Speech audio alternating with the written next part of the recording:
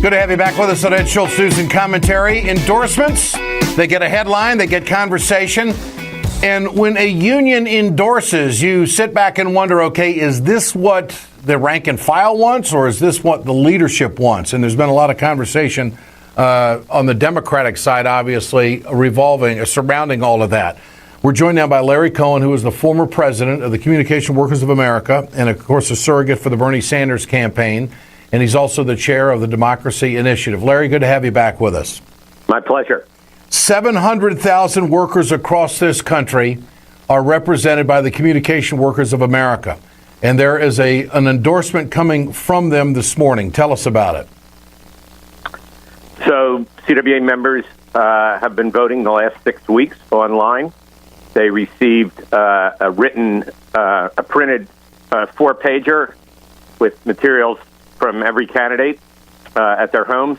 They've gotten 5 internet contacts where all they had to do was click to vote, and they voted for Bernie.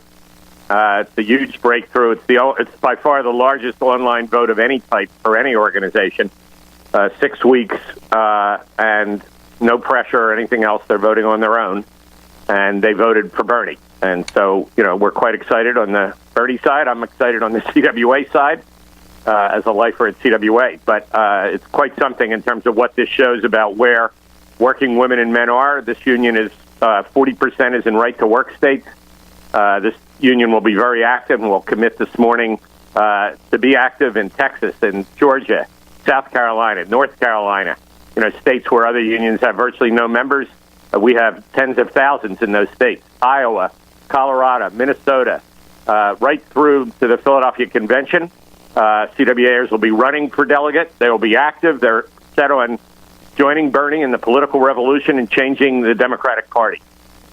How big of an endorsement is this? And I ask that in terms of the history of the CWA is that these boots get on the ground, the social networking is done, the door knocking is done. I mean, this has got to be a big boost to the Sanders campaign. This is huge. And in 2007, this same vote, it was the first time we had that kind of internet voting, partially because of the internet. But and it was indecisive. There were 5 or 6 candidates at that time, and no endorsement followed. In this case, this is an early endorsement for the CWA because of the way the vote has gone, and it means we will have precinct captains in Iowa. We will have boot camps in every state. This is not a top-down endorsement at all. This is bottom-up, and people are fired up and ready to go to work. This ought to get some network attention, I would think. And the survey that I was talking about that came out earlier this week, how little coverage Bernie Sanders has gotten on the networks, I don't know if that is going to change. But, the Democrats, the higher-ups have decided to hold their debate on a Saturday night, one of them. It's going to be on ABC.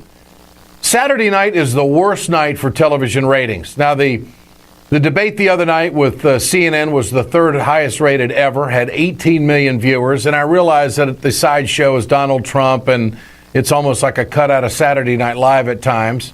And the astonishment that's produced on that stage about how hawkish they are and how they can't wait to war up everything across the world. The bottom line here is that this is not good for Bernie as I see it. I mean, it's great that the CWA is out there for Bernie. He needs a CWA, and there's no question about it that they will get the job done for him.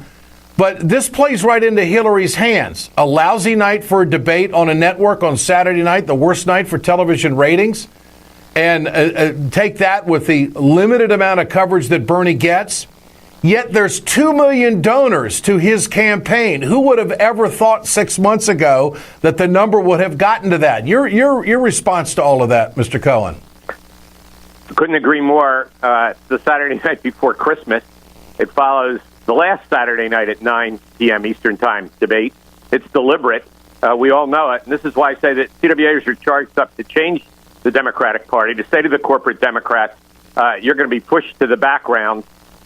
We want a party that everybody is a part of, so we're not excluding you, but you're going to be pushed to the background. No more top-down deals. The American people need to be involved in these elections, or we don't win these elections. We need our own form of populism. We're not about to leave populism to the Donald Trumps of the world. I think that's the answer And the CWA members, again, this kind of cross-section, 5 industry groups, half men, half women, spread across the country, as are the postal workers who endorse and the nurses. I think you're going to continue to see, we will continue to see this groundswell across the country, whether it's in donations, where, as you said, just hit an all-time high for this time of year of 2 million donations, or whether it's in boots on the ground, men and women talking to their neighbors, discussing politics at work, and trying to create some sense that we can establish a 21st century democracy. Well, I hope Senator Sanders says hello to David Muir and says, you know what, we haven't seen too much of one another. In fact, you've covered me less than anybody else, although there are 2 million people that have donated to my campaign. Maybe if you got those 2 million people to watch you, you'd be #1 in nightly news. I mean, come on. I mean, it's unbelievable.